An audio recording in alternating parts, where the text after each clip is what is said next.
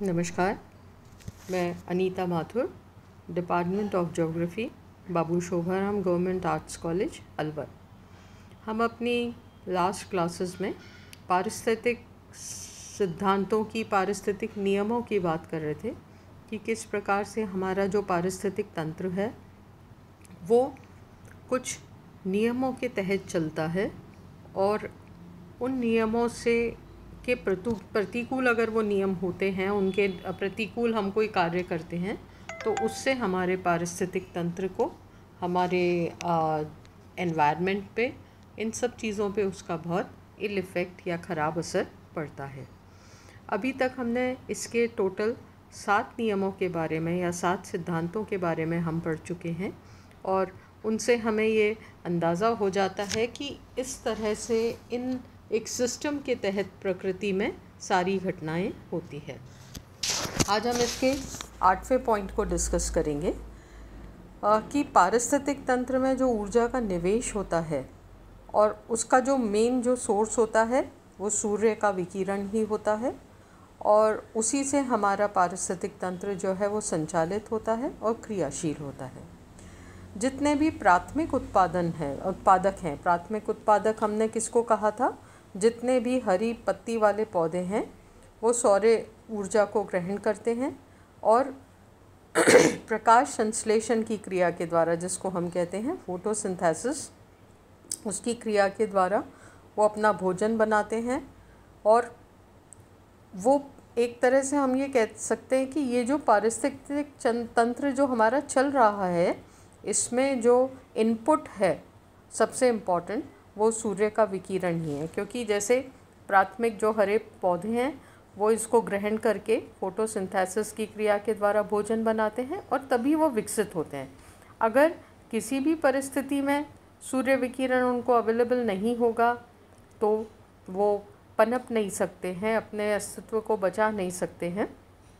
तो हम ये मानते हैं कि ये जो सूर्य का जो विकिरण है वो ही हमारे पारिस्थितिक तंत्र का ड्राइविंग फोर्स है, या इसको आगे ले जाने वाला, इसका जो एक स्मूथ इसका जो संचालन हो रहा है वो करने वाला तत्व जो है ये सूर्य का विकिरण है।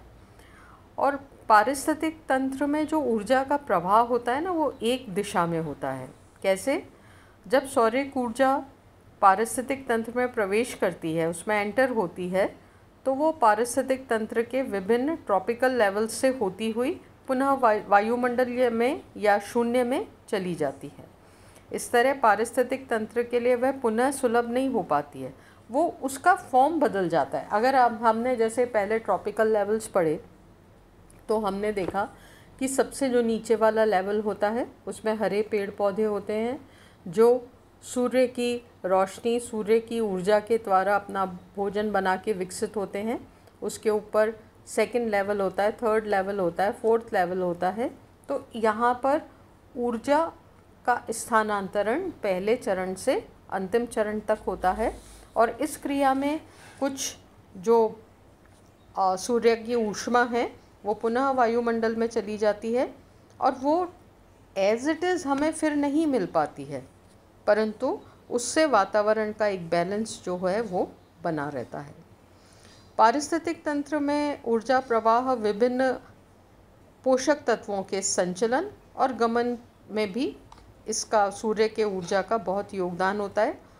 जैसे जैसे हम पोषण स्तरों में ऊपर की तरफ बढ़ते हैं, जीवों में श्वसन के माध्यम से ऊर्जा में एक प्रोग्रेसिव लॉस होता जाता है। पारिस्थितिक तंत्र में ऊर्जा प्रतिरूप और ऊर्जा की जो जैसे हम कहते हैं थर्मोडायनेमिक्स जो हैं, उसके भी अपने नियम होते हैं। इसको हम इस तरह से सिंपल भाषा में समझ सकते हैं कि जैसे हम निरंतर सूर्य की ऊष्मा ग्रहण करते हैं और कुछ मात्रा में श्वसन क्रिया के द्वारा ये ऊष्मा वापस पर्यावरण को लौटाते हैं। अगर आप अपने नाक के आगे हाथ रखेंगे तो आप ये देखेंगे कि अंदर से जो हमारी सांस निकल रही है उसमें भी कुछ मात्रा में ऊष्मा है। ये ऊष्मा वातावरण के बैलेंस में को तो बनाए रख सकती है, परंतु ये पुनः इसी रूप में हमारे काम नहीं आ सकती है। तो ये जो पूरा सिस्टम है कि किस प्रकार से ये ऊर्जा का जो प्रतिरूप है या ऊर्जा का जो प्रवाह है वो किस प्रकार से काम करता है। तो इसके लिए भी विभिन्न नियम बने हुए हैं और हम बहुत शॉर्ट में उन नियमों की चर्चा करेंगे, क्योंकि उनको समझने के बाद ही हमें ये समझ में आएगा कि किस प्रकार से पारिस्थितिक तंत्र में ऊर्जा का प्रवाह होता है। तो पहला नियम क्या है कि जो द्रव्यमान है, स्थिर द्रव्यमान जिसको हम कहते हैं कांस्टेंट मास, किसी भी तंत्र में ना तो ऊर्जा का निर्माण होता है और ना उसका विनाश होता है, बट ये एक रूप से दूसरे रूप में परिवर्तित हो जाता है। अगर हम सूर्य को माइनस कर दें तो हम पारिस्थितिक तंत्र में किसी भी सूरत में ऊर्जा का निर्माण नहीं कर पाएंगे।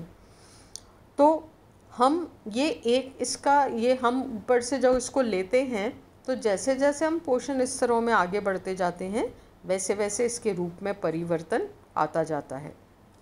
किसी भी तंत्र में जो इसका इनपुट होता है, एनर्जी इनपुट होता है, वो वहाँ का मतलब उसमें जो इनपुट हो रहा है वहाँ पे वो आउटफ्लो भी होगा। सिर्फ अंदर ही चीज़ जाती नहीं जाएगी, उसका रूप परिवर्तित होके वो उसका एक आउटफ्लो भी होगा, वो वहाँ से बाहर की तरफ गमन भी करेगा और इन दोनों के बीच में एक बैलेंस बना रहता है। इसको सिंपल शब्दों में हम समझें तो इनपुट और आउटपुट, इनके बीच में एक बैलेंस होता है और उसी बैलेंस के द्वारा हमारी जो पृथ्वी है उस पे ऊर्जा और ऊष्मा का बैलेंस बना रहता है। ये पहला नियम है जो हमारे यहाँ पे ऊर्जा ऊष्मा का निवेश हो रहा है उसका।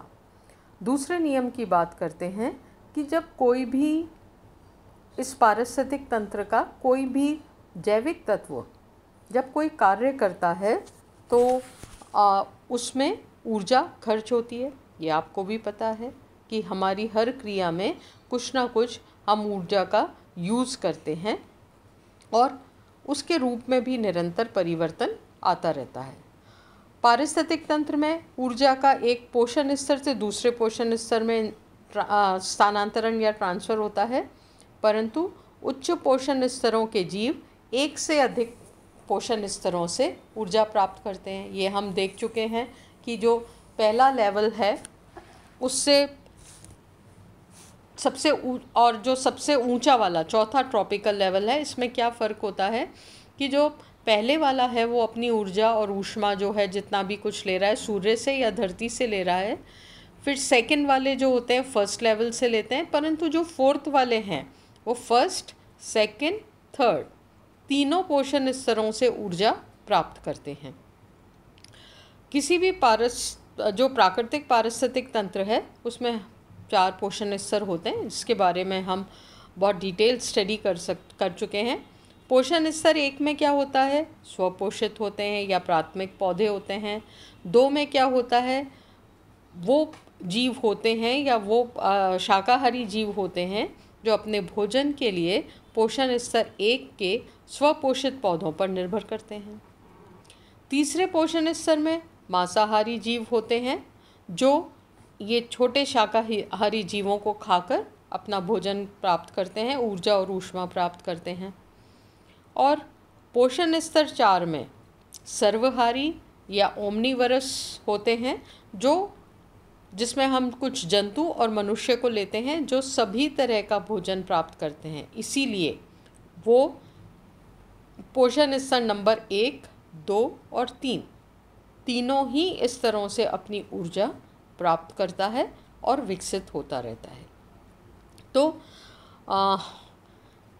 1942 में R.L. लिंडमैन नामक एक विद्वान थे। उन्होंने पारिस्थितिक तंत्र में विभिन्न पोषण स्तरों के मध्य जो संबंध होते हैं उसके लिए कुछ नियम बनाए हैं। बहुत इंटरेस्टिंग है, आप इनको सुनिए, बहुत सिंपल भाषा में आपको समझ में आ जाएंगे। पहला नियम इन्होंने क्या बताया कि किसी भी निश्चित पोषण स्तर के जीवों और ऊर्जा के जो मौलिक स्रोत होते हैं उनके बीच में दूरी बढ़ती जाती है। वैसे वैसे खास पोषण स्तर के जीवों के द्वारा मात्र उनके पहले वाले पोषण स्तर से ही ऊर्जा प्राप्त करने की संभावना घटती जाती है।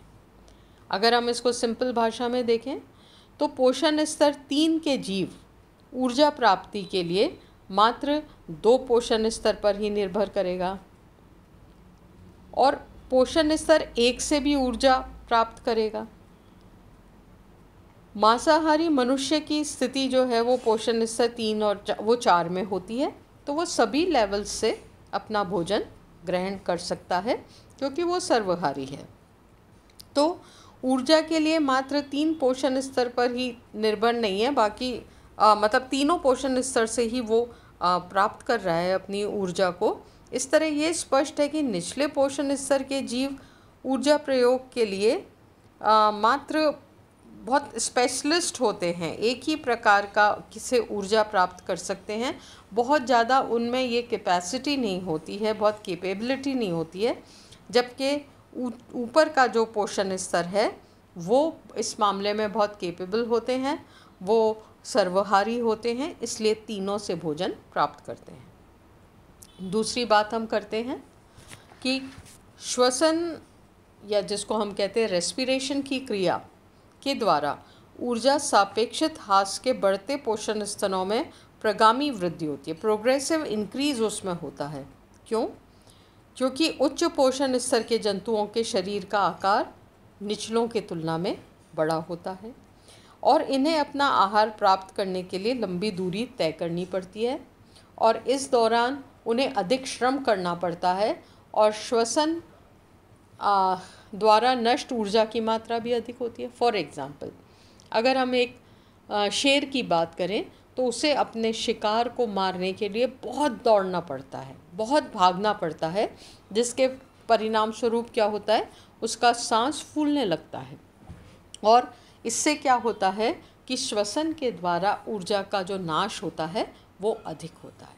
तो आज हमने ये 2 नियम पढ़े, कल हम आगे के नियमों की चर्चा करेंगे। Thank you.